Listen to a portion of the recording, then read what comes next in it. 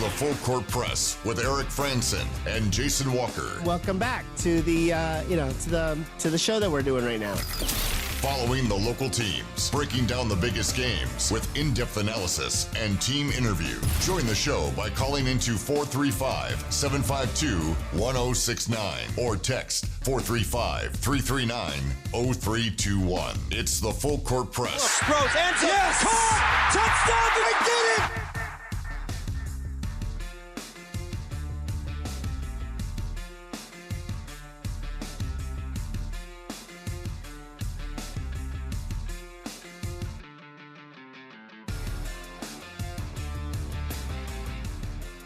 Welcome on in to the Full Court Press. Jason Walker here with Eric Frandsen on 106.9 FM, 1390 AM. The Fan, streaming online at 1069thefan.com and on the 1069 The Fan mobile app. Also, our show is available on our podcast feed, and we've had to rely a lot on that podcast feed this week. We've had a lot of shows shortened because of Utah Mammoth games. We don't need to talk about the Mammoth game that happened last night. Oh, so frustrating. I'd prefer we didn't talk about that. We probably won't. Maybe we will.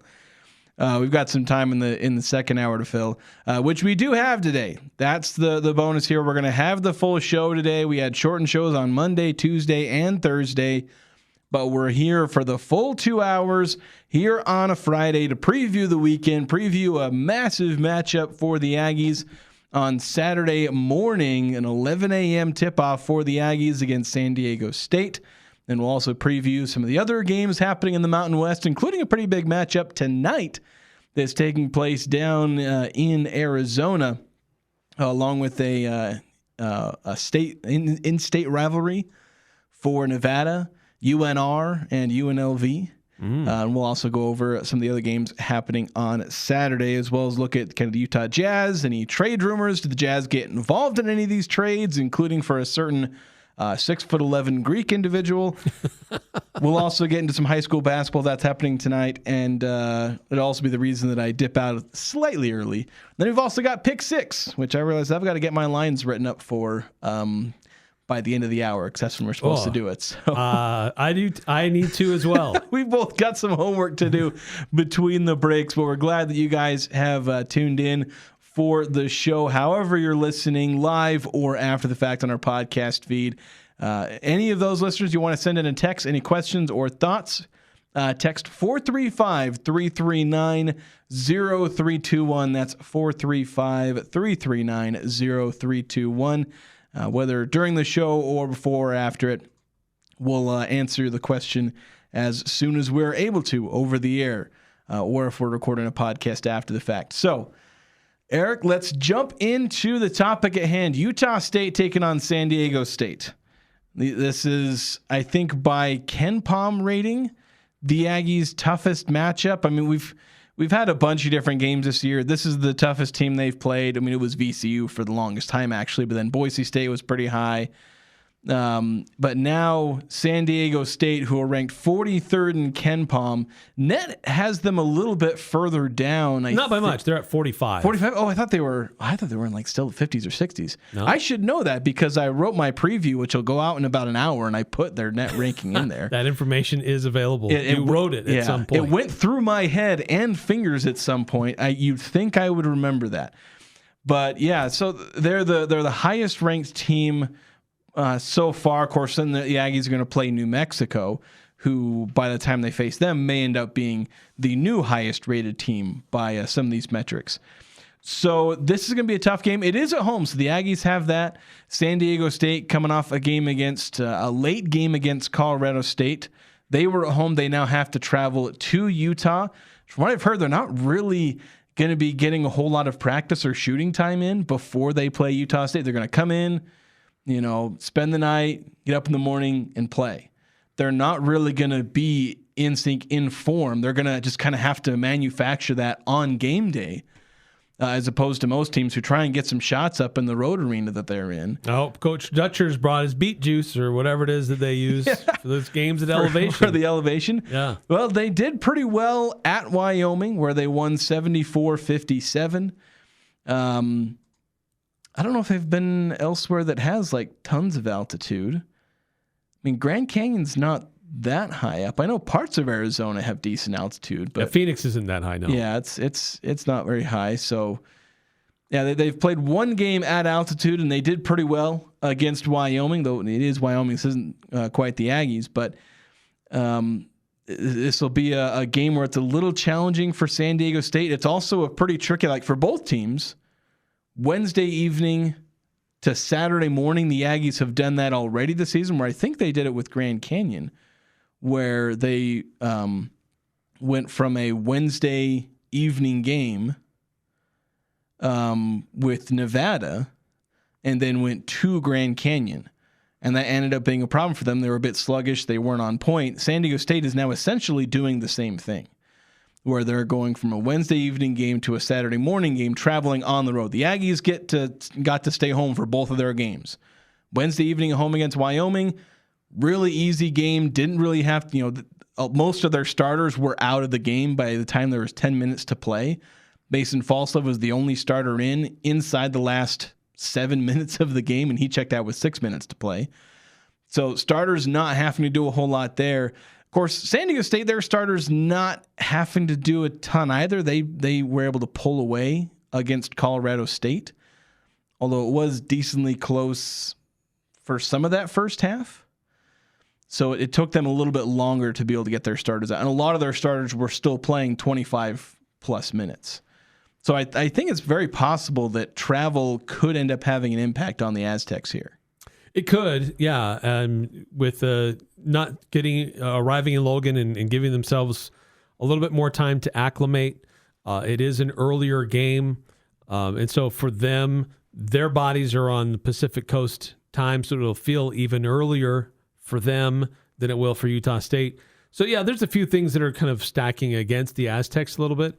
And that might be partially why Utah State is currently favored by 5.5 in this game on Saturday. But don't let any of those facts fool you. This is a good basketball team. Yeah. This is a deep basketball team. And even though they had some challenges earlier in the year, they are playing great basketball in conference play. Very good defense, elite defense. And they're doing that without probably their best defensive player, who will still not be available on Saturday, Magoon Guath.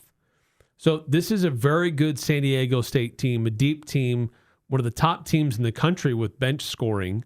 Of course, arguably their best player comes off the bench, but it's not just him who helps them out.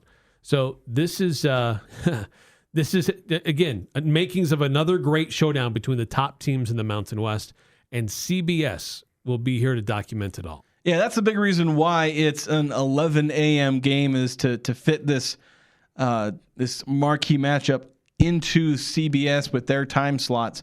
So you're playing an early morning game because they want to save, I guess, their big money games for later in the afternoon or evening. But yeah, as you mentioned, San Diego State playing fantastic basketball right now, even shorthanded as you outlined. Magoon Guath, who's averaging 1.5 blocks per game, the reigning defensive player of the year. And yeah, just a fantastic player. He is out. That's been confirmed. Yes.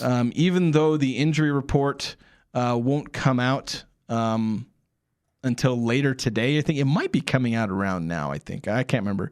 I think they're supposed to be submitting it right about now. But Brian Dutcher just saying, look, Magoon Guath isn't going to play. Just said that out front. And even though Guath hasn't really taken the step forward that I think a lot of people were hoping he would take this year, this is still a guy who is averaging 9.2 points, 4.3 rebounds. They're second leading rebounder. Typically probably the leading rebounder when he's playing. Miles Heide is technically the leading rebounder at 4.9 rebounds, but some of that probably comes from making up for Guath, where he's missed, I think we did this yesterday, 5 or 6 games. He's played 15 games this year. Heidi's played in all of them, starting all but one. So that is a big presence. And for San Diego State, not having a player with that kind of length, because that kind of length has bothered the Aggies a lot. Yeah. And now they go from having a 7-footer along with a bunch of guys in the 6'8", 6'9" range to, well, they're basically going to be about the same size as the Aggies in the front court. Yeah, looking at who is available in this game and kind of the strength of their team, size-wise, there's not that interior presence that's been problematic for Utah State. But there's a big but there. So they're not as lengthy as like Grand Canyon was at some of their key positions, or even UNLV at some of their key positions. But they're very active, and they're of similar size as Utah State. They're interesting to watch kind of the chess match if there's switches and moving players around or how they do zone versus man. And that will be interesting to watch over the course of this game because the Aggies size-wise match up player per player pretty well. But the fact that San Diego State has a deep bench that they will utilize, and they will just keep throwing fresh bodies at you. And that's what makes them challenging. When I watch other teams play against San Diego State, it's a relentless pursuit. And it's not like opposing teams have had much success wearing them down because they do draw from their well, and they do throw guys at you. And they even sometimes they may be a bit undersized at some positions on the wing. They switch easily and bring some of those bigger guys out. And just make it really tough to move the ball around and execute your offense. Yeah, I'd say they aren't undersized on the wing because you look at Miles Bird and Reese Dixon Waters. That's who they have on the wing, 6'5" and 6'7".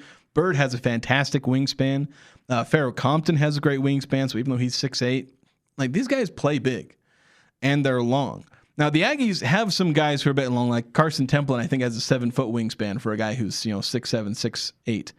Adlin Elamine is 6'9", but he has like a 7'1" wingspan. So the Aggies have some corresponding length there, but they're gonna have to play really physical, really good. But also, as you detailed, they're gonna have to go a little deeper in their bench than normal because they're gonna be without Magoon Gwath and potentially Elsie Harrington, their freshman wing, who's been starting a lot of the season. He's averaged 8.5 points and about 1.5 rebounds, 2.5 assists. So they may end up having to dip a little bit more into their depth. But even then, like, they're bringing guys like Taj DeGorville and Pharaoh Compton off the bench, and BJ Davis off the bench for most of the year, though he did start his first game of the year last time out in reserve of Elsie Harrington, who missed that game against Colorado State. And so they were missing 2 starters, and they still routed Colorado State. So that's the competence of the depth of San Diego State. And much like the Aggies have been much of the year, like when Colby King comes in for Mason Falslev, sure, maybe you don't have like a lead offensive guy, but nobody's worried about like, hey, can Colby King provide any sort of spark on the court? Nobody's worried about that because you know that he can. Mm-hmm. I mean, we just saw it this last game with 20 points. He's not doing that every night, but he's the guy that can go out there and hit 8, 11 points if you need to. He can hit an open 3. He can even get a few points off the dribble. We've seen that a little bit. When Carson Templin comes in for Zach Keller, a lot of people think that's an improvement once he comes in. Elijah Perryman's been up and down. He's kind of in a bit of a slump, but he's someone who comes in for Drake Allen, and you're not really that worried about having a guy who can handle the ball and pass it around. So the Aggies have a lot of that same aspect of the team where it's like when the bench comes in, you don't think, oh no, we've got to hold down the fort and pray that things don't go south.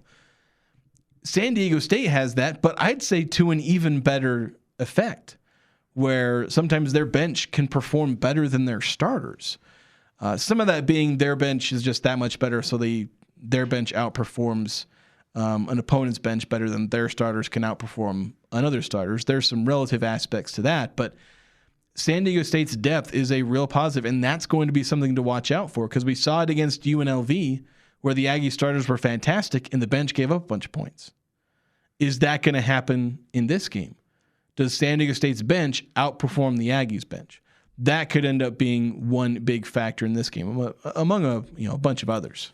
Yeah, and how well does Utah State handle some of that press too, and that defensive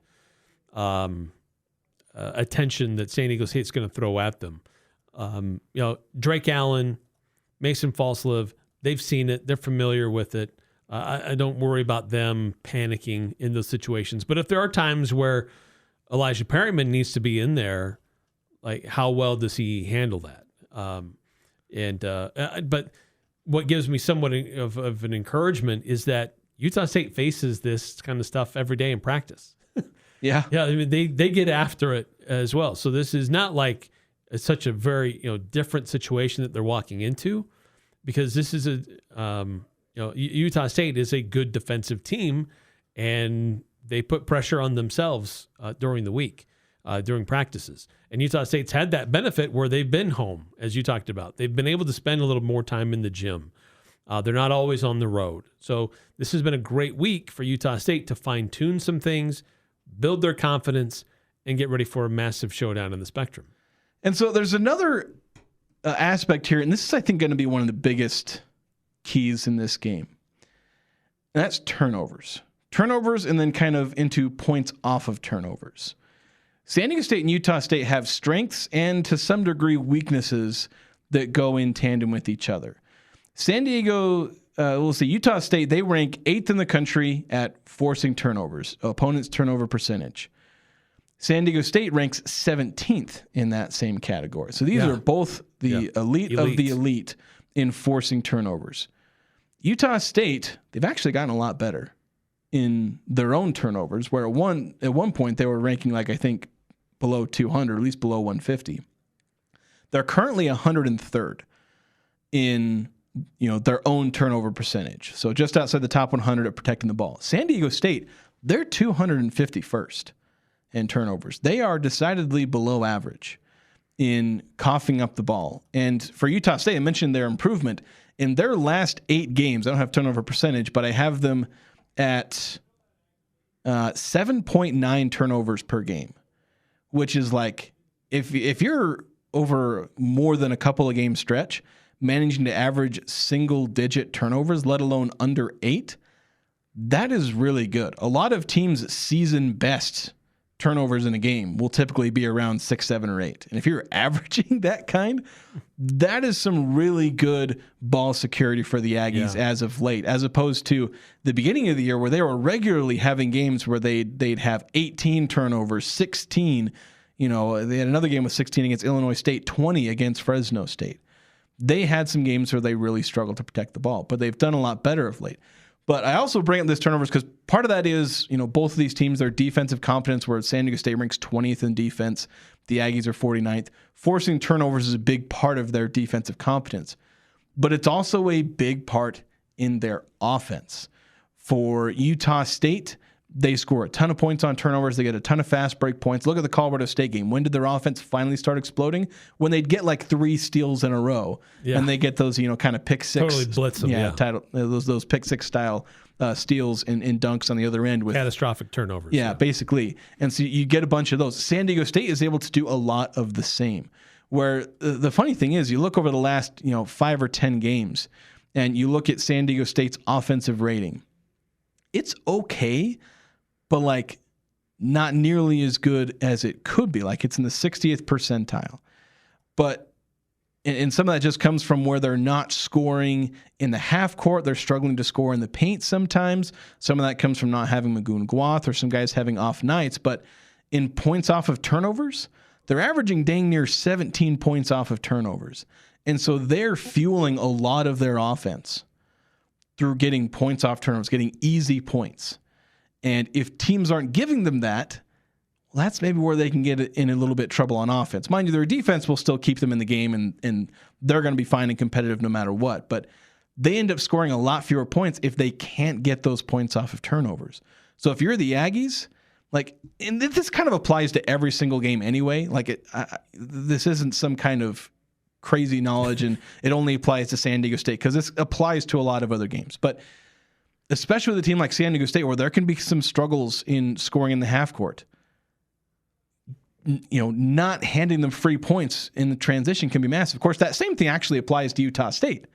Right. Because when teams have avoided turning the ball over against Utah State, that can hamper Utah State's offense. And so that makes this game really interesting because both of these teams rely heavily on turnovers, both for their defense, but also for their offense, where they can both struggle in the half court, and especially where they're both playing really good defenses. That makes turnovers not only important because they're always important, but even more so because they're integral to both teams' identities on offense and defense. Yeah, how well can you execute a half court system against this team? Because your opportunities to get out and run, where Utah State likes to, how they like to operate, might be a little bit more limited. I think more limited for San Diego State than it would be for Utah State. But still, like, how well can you run a half court set? Can you still execute late in the shot clock? Because they're not going to give you anything early. They're going to make you work for everything. So how well can you work those sets? The other thing, too, that's interesting looking at these two teams is this San Diego State team, like a lot of stuff in fast break, but their half-court stuff, I mean, just going through just regular sets, they're okay. They're not great, but one area where they're not good is three-point shooting. They don't have great three-point shooting. San Diego State? San Diego State. Oh, yeah, they do. They don't take that many threes. They don't take many threes, but they make them. And their three-point percentage is good, but they don't take that many threes. So as far as like volume shooting, and you're going to face a team that's going to chuck up a bunch of threes that can quickly swing them back into a game or not, that's just not how San Diego State really operates. Yeah. Yes, they have some guys who can shoot, but it's not really their game plan to put up a bunch of three-point shots. Yeah, it's similar to Nevada, although Nevada is a better three-point shooting team than San Diego State. But their three-point percentage, they're ranked 24th in the country. Yeah. But three-point percentage attempts, 318th. Yeah. There's a massive disparity there. So when they take a shot, high likelihood they're going to make it, but they just don't take that many shots. Yeah, and so you've got to be able to, honestly, I feel like the better strategy may be baiting them into three-pointers.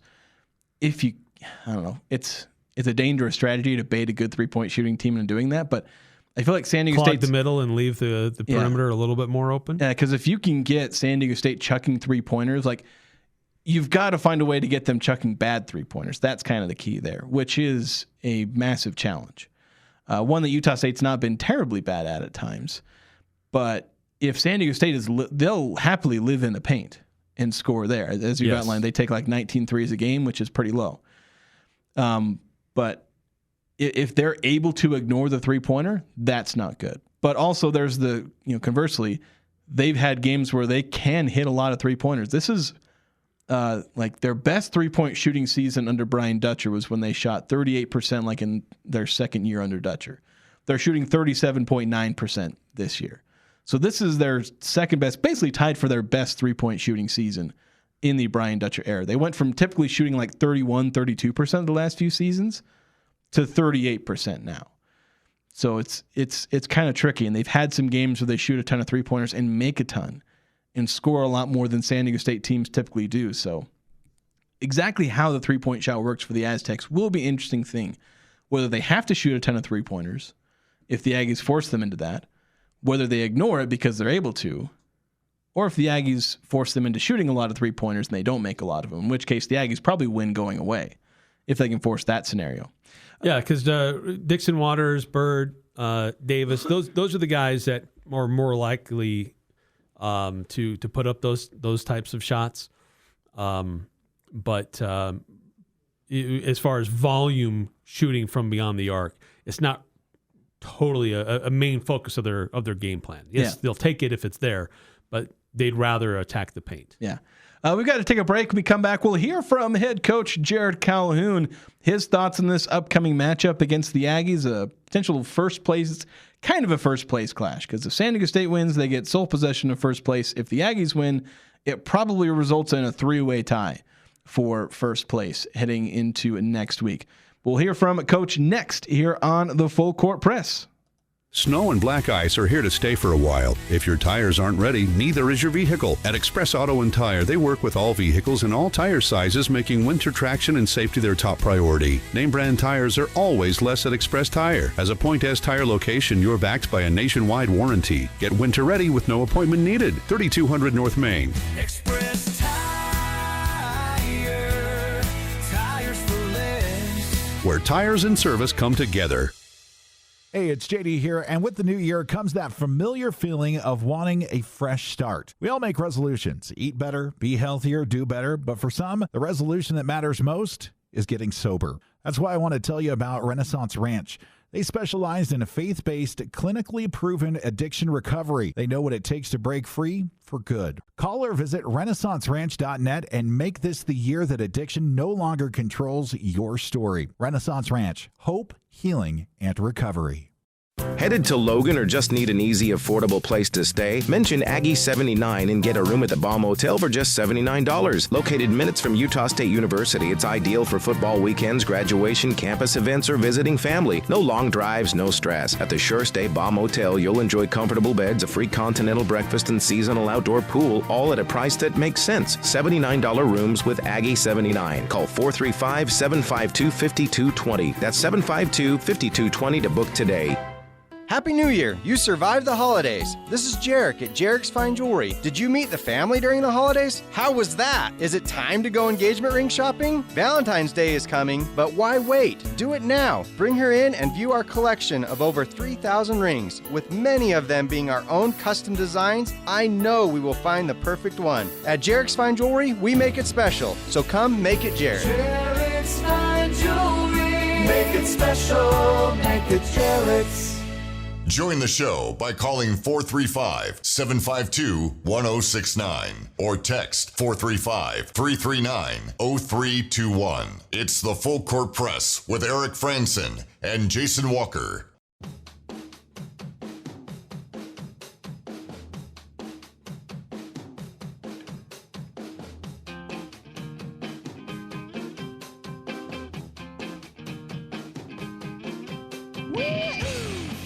Welcome on back to the Full Court Press. Jason Walker and Eric Frandsen taking you through the rest of the work week. It's a nice Friday.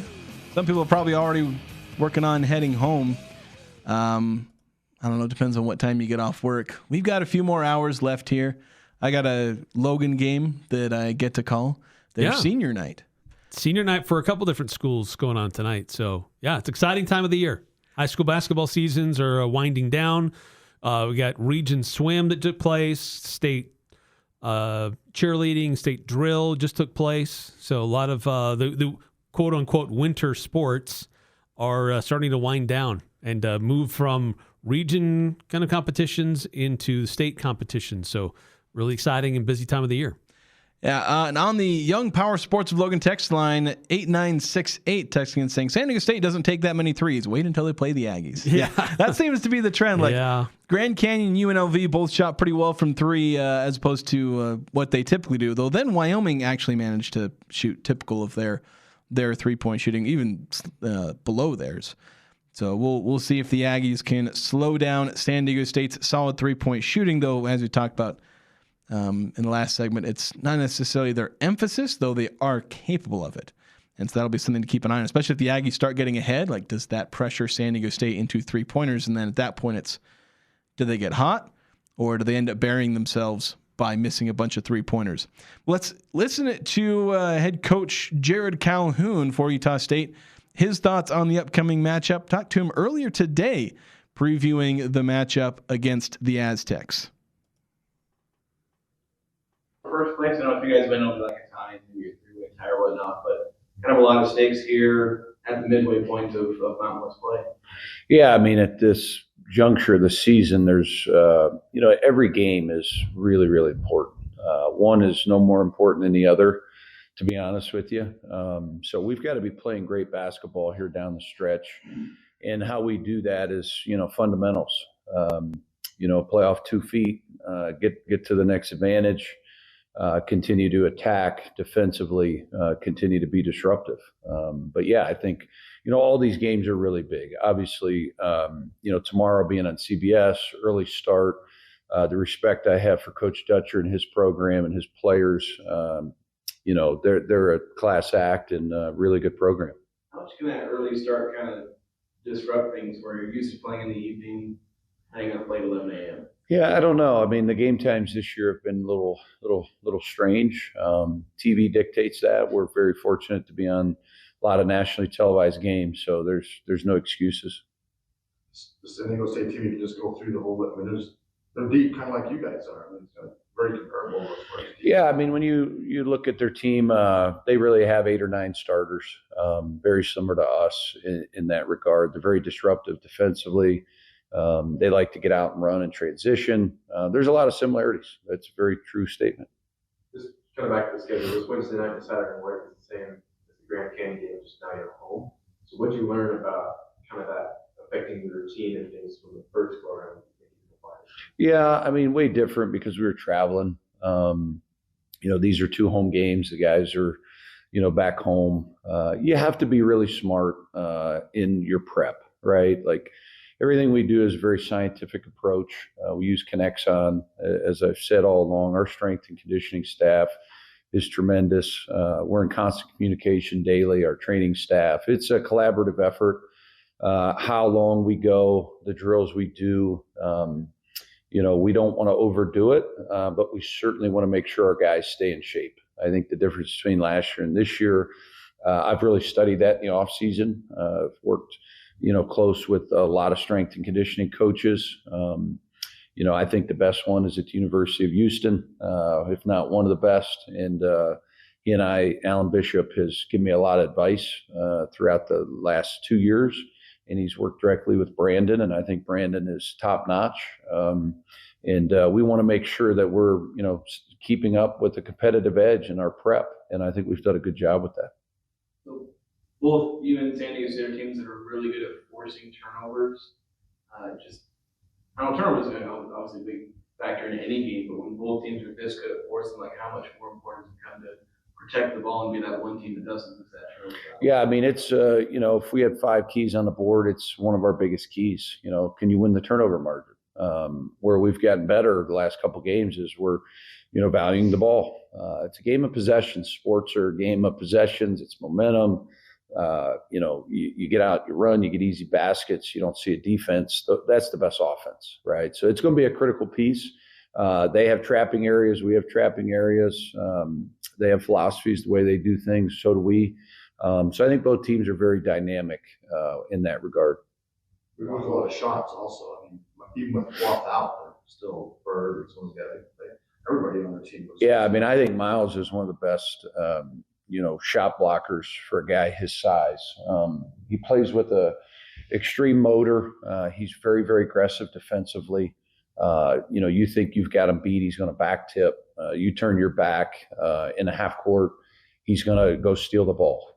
He's got a lot of natural instincts defensively that you can't teach. Obviously, Coach Dutcher is one of the best defensive coaches in the country, but Miles does a tremendous job. Like Jonathan, to move off of you guys kind of struggle with that big, long shot blockers inside. So what do you see that affecting on the offense end for you guys in the paint? Yeah, I mean, they do a tremendous job loading to the ball. Their low man defenders is tremendous. You have to be aware of that. Their staple is, they're really good on the ball, but they're even better off the ball. I think that's what makes their defense one of the best in the country. Magoon is a tremendous player. Whether he plays or he doesn't, I don't know. But I think they got a lot of guys that do a lot of things on the front line that go unnoticed to their success of whether it's their offense or the defense. So you have to be aware at all times when you're in the paint. They're an elite shot blocking team. LZ Harrington, their kind of freshman wing, may or may not play. What do you see as far as his impact on the team? Well, he's got extreme length. He runs their team. He doesn't play like a freshman. He's got very long arms. He can get to the mid-range. Efficient three-point shooter, great distributor.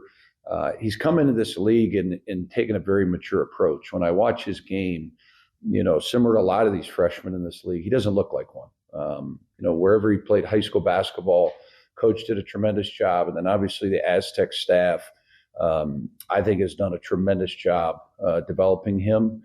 So he's a big part of their team. I think BJ Davis is another guy that's, he's an excellent player. He's a 3-level scorer. He can shoot threes, get to the rim, shoot the mid-range. So they got good guard play. And obviously, Miles. And they got a lot of guys that are very capable of going off on any time. Daryl Compton that comes off the bench a lot. He's had games where he really Yeah, I mean, you look at Compton. I mean, he's probably 6'8", I think he's got a 7'2" wingspan. It looks longer than that. He's the guy that I think, you know, that jump from sophomore to junior year, him and Bird have certainly made. You know, he's more aggressive with his offense. He's a right shoulder guy, but, you know, he could really kind of go both ways.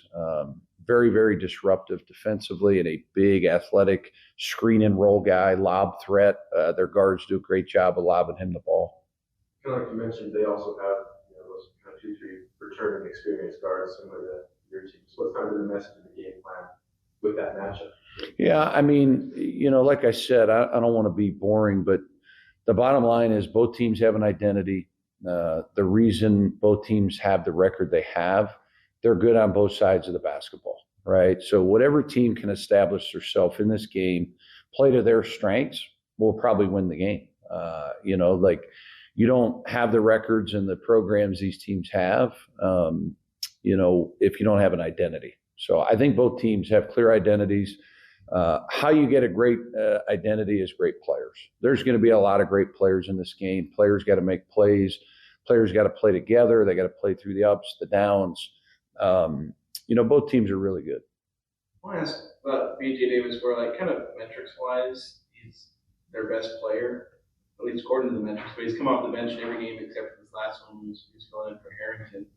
Like, and I've seen this with coaches across college basketball where some of their best players might be coming off the bench and a part of the closing line. It's like, what tends to be the logic for coaches to have one of the better players coming off the bench and then also being the closing line? Yeah, I mean, it could be a multitude of things. It could be, you know, what does your offensive lineup look like when a certain guy's on the floor? What's a defensive guy?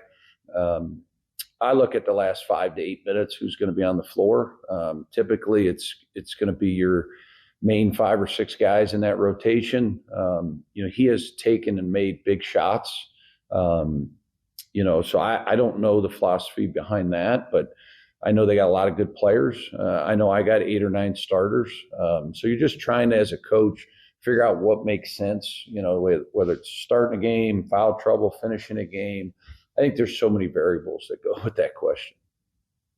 Looks like some students have already been out here for a day or two. You guys been out to see them? We'll be out there tonight. I had my radio show last night. I had to go to the airport to pick up my wife's father, first time visiting. So I'll be out there tonight. We're going to pass out some food with our, you know, our players. It's just really, you know, incredible to see the spirit, the tradition, and just the organization of the herd. I think time and time again, they have risen to the occasion. Tomorrow will be no difference. You know, it's funny, driving back into Logan last night with the fog. It was pretty foggy, and trying to keep my eyes on the road, talking to my, you know, my wife's father. Just, you know, one of the questions he asked was about the herd. So I'm actually going to bring him out there tonight too to see the craziness. They were calling it Camp Calhoun on social media. I don't know if you saw that. Or... No, what is it? Yeah, I don't know. I know they're camping out, so I'm going to go out there tonight. I'm going to buy him food. I know that. All right, that was head coach Jerrod Calhoun. What were they saying? Calling it Camp Calhoun? Yeah, Camp Calhoun. Apparently, like social media. I was also reliably informed that the food that they were requesting from the coaching staff is McDonald's. Apparently, they're one, you know, because Calhoun said, "Look, I'll go buy him food." You know, he's all over that, but apparently it was McDonald's was the request. That was the request? Well, yeah, good for him. Bunch of college students, I guess. Yeah, cool to have him bring his father-in-law in tow to show that off and what the herd looks like, and be here for a big game tomorrow. Yeah. Exciting. Yeah, should be really nice for the Aggies. We got to take another break. We went a bit long. We went kind of long on our first segment, so we're a little bit behind. So let's catch up a little bit by taking another commercial break here. We'll come back and continue previewing this, but also begin shifting into talking about other games in the Mountain West. 2 of them taking place tonight. There'll be 3 tomorrow, including the Aggies against the Aztecs. But more on that next here on the Full Court Press. Les Olson IT structured cabling is second to none. Tired of old and inefficient cabling? Have an upgrade or remodel planned?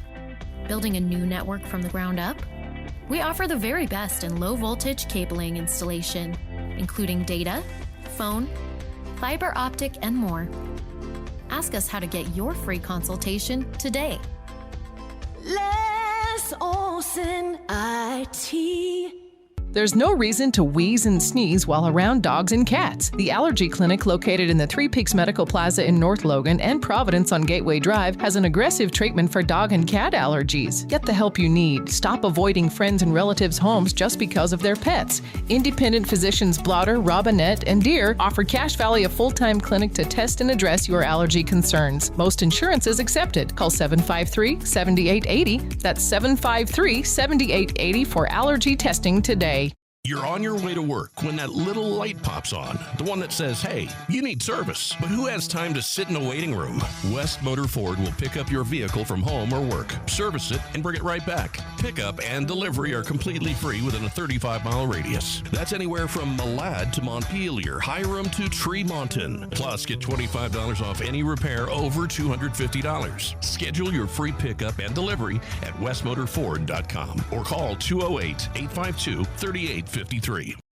Some companies pack it in when winter hits, not Top Shed. Cold, snow, wind, we build anyway, on site, all winter, all year.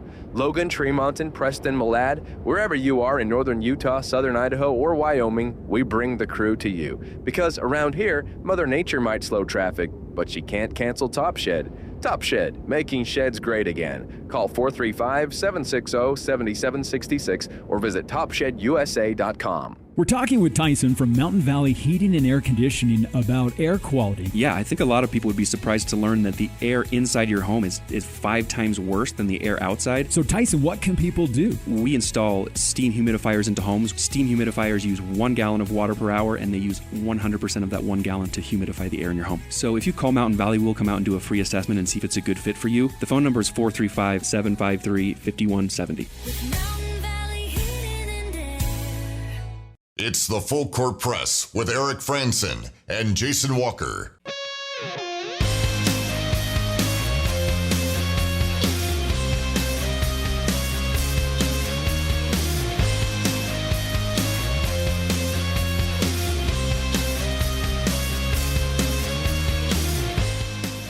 Welcome on back to the Full Court Press. Jason Walker here with Eric Frandsen, taking you through the end of the work week here and previewing what happens over the weekend, a big week in sports. We're on I feel like it's the most annoying weekend in the NFL because it's the end of a first full week of like Super Bowl previews. It's a fun week because you're reacting to the championship games, beginning to preview the Super Bowl, but then basically you reach kind of the event horizon where everything after now is just a rehash of everything that's been said over the last 3 days. Yeah, that's true. And it's like the Bill Belichick stuff has probably provided the best cover that the NFL could ask for. Now that they can actually have fresh stuff for next week. Right, because they've been talking so much about this Hall of Fame stuff that they haven't had to like waste extra time like rehashing all the details between the Seahawks and the Patriots. So we'll have a lot of fresh content next week because everybody has wanted to talk about Bill Belichick in the NFL Hall of Fame. Oh, yeah, of course. And then, you got Rob Parker making an idiot of himself and all. And I think he doubled down and said, like, Tom Brady didn't deserve to be in the Hall of Fame or something. Wow, he's the chief Patriots hater. He likes to create So it wasn't like Seth Wickersham or whatever, the one who wrote like a bunch of stuff, like kind of targeting the Patriots and all that. Even he was like, well, duh, they should be in the Hall of Fame. Like even the one of the biggest stagers as far as, of course, he was kind of that reasonable where like he at least brought his facts and stuff that even if you disagreed with him, he at least tried to be honest. By the way, Super Bowl will be heard here on The Fan on Sunday, not this Sunday, next, obviously. So I know most of you probably have plans to be somewhere. Maybe you're hosting, maybe you're going together with your buddies or family to watch the game. But if you're out and about, have The Fan with you. The 106.9 on the FM, 1390 on the AM, and you can hear the full play-by-play, all the pregame, all the postgame stuff. We'll have full wall-to-wall coverage on The Fan on Sunday. How many hours is that programming? Oh, a lot. I think the pregame alone is almost 3 hours. Jeez, that's actually a shorter version of what we did last year. Yeah, like they provide up to 6 hours of pregame if you want it. Coming from me in a company that produces a 2-hour pregame show for college football, that is still absurd. Like for the, and especially where I talk about where like most of the stuff has been rehashed for forever and ever. That's just crazy. Yeah. And I don't know if the 2 hours is enough for football for high school for Utah State, but yeah, because there are some programs they'll do 3-4 hours of pregame, but football is just a whole different beast. But yes, yeah, it can a be. lot of coverage on Sunday here on the Fan for the Super Bowl. Well, let's talk about what's happening tonight. Start with what's happening tonight in college basketball, as there are 2 games. I think both of them should be pretty solid, or at least have really good potential to be solid. There are reasons to watch each game. Yeah. This first one, it's Grand Canyon hosting Boise State. The Broncos are on a bit of a resurgence. They played probably the toughest schedule to start Mountain West play, and they went 1-5 against it. Mm-hmm. They were in dire straits. Their fans were freaking out. Fire Leon Rice, rocket him into the sun, burn the program to the ground and rebuild upon the ashes. Can't wait for football season type stuff. Well, now they're 5-5 in Mountain West play, and even Joe Lunardi's begun to kind of sneak them back in the outskirts of his bracketology. And so Boise State kind of regenerating some hope that, maybe at large is maybe they basically have to run the table at this point, which is a tough ask. But still, can they make a run late, get into form, and maybe even get a shot at the Mountain West tournament championship, which would send them dancing no matter what? And a big test of that, because part of their 4-game winning streak is, well, who have they played? Like Utah State got off to a hot start, and I mean, look at who they played early in conference play. It was Colorado State, Fresno, San Jose, and Air Force, and then a Boise team that was struggling a little bit. Then Utah State played Nevada, Grand Canyon, UNLV, and went 1-2 in those games. Then beat Colorado State and Wyoming. So, we've seen these teams get on a roll when playing some of the easier teams in the conference, but now Boise State has to go up against a Grand Canyon team who has beat the Aggies and Aztecs in their building. Can Boise State do something that neither San Diego State or Utah State have done? And for all intents and purposes, this was a Grand Canyon team that played well enough to beat Nevada in Reno. Played well enough for 39 minutes and about 56 seconds. Yeah, something like that. They lost that game when they should have won. Lost it in overtime. But Grand Canyon is they're at 75 in the net, so this counts as a quad 1 game for the Broncos. Boise State has already played 7 quad 1 games. They have arguably the best profile out of the Mountain West, or at least what they did in their non-conference. I'd say schedule profile. Well, both. I think you're right. Schedule profile and some of their wins that they have are notable. I think the problem is, like, the reason I kind of brought that up is, like, they've lost a bunch of those games, but even with all of those losses, I think you're still right in that they at least got wins where most of the rest of the conference didn't even get those wins. And they can illustrate to the committee, look, we tried. Like, look at the schedule that we put together. Like, don't fault us for at least trying. So this would be their 8th quad 1 game tonight. If they win, it probably won't be quad 1 anymore. No, if Boise State wins, Grand Canyon likely falls out of that. Probably don't fall too far. It's likely they can move back up into that territory. Yeah. But this is a big game for both teams. Grand Canyon plays great at home. Boise State's on a bit of a roll here.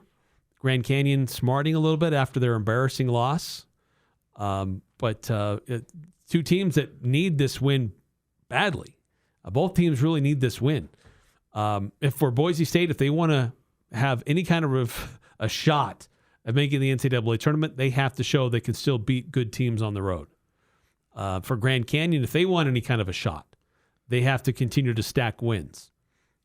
Because their non-conference isn't really going to help them. They just have to stack wins in conference play. Yeah, definitely. We got to take another break. We'll continue previewing the rest of the games. There's one other game happening tonight, and then I misspoke. I said there was going to be 3 games. There's 4 games. You said there's 3 games besides. Besides. The Aggies. Okay, so I was right. Yeah. For once in my life, I was right. We'll finish up previewing the rest of the Mountain West weekend. Coming up next here on the Full Court Press. Express your love for her this Valentine's Day by presenting a piece of diamond jewelry from S.E. Needham Jewelers. Diamond jewelry makes a woman feel cherished. A pair of beautiful diamond earrings will add to the sparkle in her eyes. Adorned in diamond earrings, she will feel elegant and appreciated. Choose from a large selection of quality diamond earrings, all specially priced for Valentine's Day. Remember, diamonds from Essie Needham's will be noticed from across the room, and everyone will know she's yours. Open Monday through Saturday, 10 to 7. Essie Needham Jewelers, middle of the block, at the sign of the clock.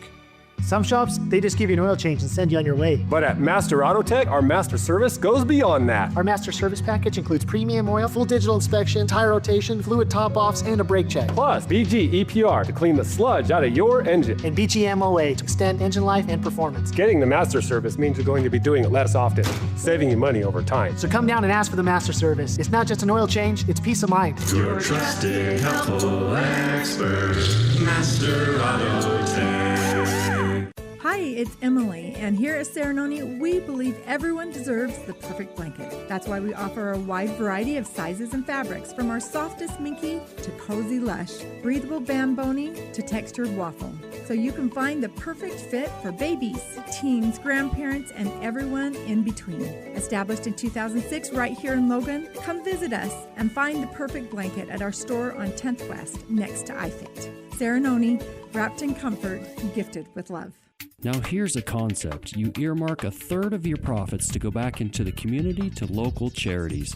Dex Imaging does that. My name is Nate Lamson, and I'd like to share with you what I know about the company that acquired Valley Office Systems. Dex Imaging is committed to continuing quality customer service on your copier, printer, or office solution while raising the bar to become a strong community partner. Visit deximaging.com. We think globally, but act locally. The Aggies, Jazz, high schools, even the Pee Wee's T-ball team. It's the Full Court Press on Sports Talk Radio, The Fan.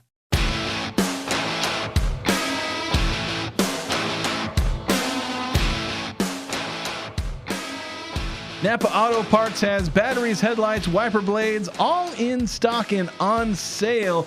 We got Chemical Guys car wash and detailing kits for only $49.99. Pick up the last bags of Blue Heat Ice Melt for just $10. Now the snow's coming in, you got to make sure you have that. Air fresheners, snow scrapers. I had to use my snow scraper the first time, so if you need a new one of those, grab one. You got shop towels, seafoam, and more. Again, all of that on sale at your locally owned Napa Auto Parts stores. They got locations up in Preston and all the way down through Providence, dotted across Cache Valley. So finishing up the first hour here on the Full Court Press. We got the full 2-hour show. Make sure to stay tuned for the entirety of it. If you want to text into the show, 435-339-0321. That's how you can join us here on the Full Court Press. Previewing the rest of the Mountain West this weekend. Yeah, I should note the Boise State at Grand Canyon game is at 7. It'll be on FS1. And then one other game tonight, CBS Sports Network at 8. That is the Silver State Showdown. Yeah. UNLV at Nevada. So the game will be in Reno. Nevada is favored by 7.5. By the way, Grand Canyon favored by 1.5 over Boise State. 7.5 feels big for a rivalry game against UNLV. But the problem is that Nevada is either going to win by 13 or it's going to be like a 1 or 2 point game. Yeah, because you never know what you're going to get with UNLV. Yeah, because UNLV decided that they couldn't be stopped by anybody when they played the Aggies, and then they decided they forgot how to play offense when they faced who did they face on like Wednesday or Tuesday? New Mexico. So tomorrow, Aggies start things off at 11 a.m. on CBS with the Aztecs. Pregame coverage on our sister station, KVNU. That'll start at 10 a.m. with Stockton Jukes, J.D. Walker, and Jalen Moore. At 1 o'clock, Fresno State at Air Force. 7:30, Colorado State at Wyoming. The border war on FS1. Just saw a quote from Sundance Wicks. The two schools are working to continue the border war, even though they'll be in different conferences. And then at 8 o'clock on CBS Sports Network, New Mexico at San Jose State. It's not the most thrilling Saturday slate once you get past lunchtime. Yeah, Fresno State, Colorado State, Wyoming on FS1 could be kind of interesting because of proximity, and both teams are kind of the same spot record-wise. Wyoming's currently favored by 2.5, so that one could be interesting for casual viewing later in the day. But outside of Utah State, San Diego State, you're going to have an opportunity for an afternoon nap. Yeah, probably could. And you might need one because it could be an exciting game. If you want to put yourself to sleep, you can probably watch Fresno and Air Force. Air Force's offense might put you to sleep. Fresno's, they're decent. But yeah, of course, we'll see. Can Fresno State get a win on the road in the empty Clune Arena? Yeah, sometimes that's hard. Yeah, it's like it might be to manufacture your own excitement. There might be people falling asleep attending the game. Yeah, it's true. I'll tell you, I've never come close to falling asleep in basically any sporting event except for baseball. I've fallen asleep at a baseball game before. I could see that. It's a lot more relaxed environment. Yes, baseball can be more chill. It's also one of the few sporting events where, like, I'm sitting there and then I realize, wait a minute, I have just not been watching the last 4 minutes of what's been happening on the field. I'm like, what's the count again? Yeah, it can be kind of an instant. And mind you, I say that and I like going to baseball games. Like, I'm not saying that to make fun of it. It's just like it is a kind of a different environment, and it kind of is what makes baseball unique and a fun thing to go to, because it's a chill environment, but there's also sports. Yeah. It can be exciting in bursts, but then there's long stretches where it's kind of slow. Yeah, so it has certainly a charm there. That's going to do it for us here in the first hour. Stay tuned. We've got more coming up next, including Utah State, midseason conference grades for them. How have they done so far in conference?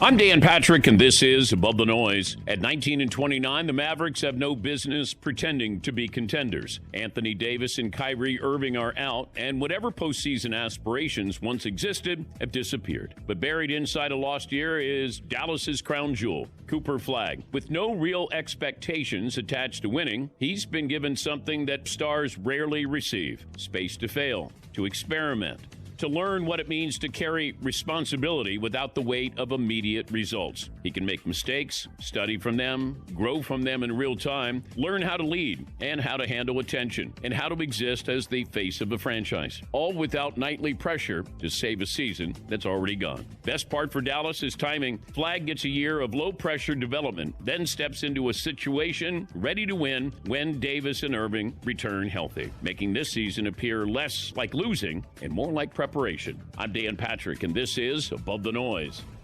I am dedicated. I am TNT. With Team in Training, you will reach your best physical self so blood cancer patients can reach theirs. Change your life by joining a marathon, half marathon, triathlon, or a cycle event, and you'll change the lives of blood cancer patients. I am committed. I am TNT.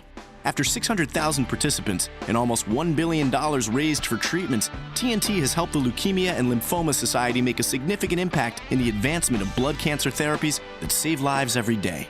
I am making a difference. I am TNT. Join TNT. Expand your circle of friends to be part of a very special community. Train with world-class trainers and have the chance to be part of the most exciting endurance sports events in the country.